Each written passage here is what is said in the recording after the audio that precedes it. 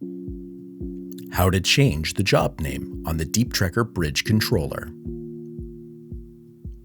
The DeepTrekker Bridge Controller allows for a 12-character job name to be set.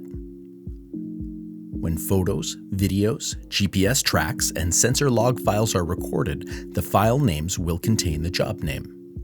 Furthermore, when video recording type is set to with text, the job name, along with other telemetry data, will be stamped at the top of the screen.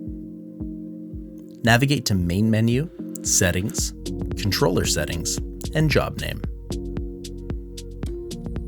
Use the front left joystick and the Enter key to type on the keyboard. Highlight the Enter key on the keyboard and press the Enter button to save your new job name. Press the Menu button 3 times to exit.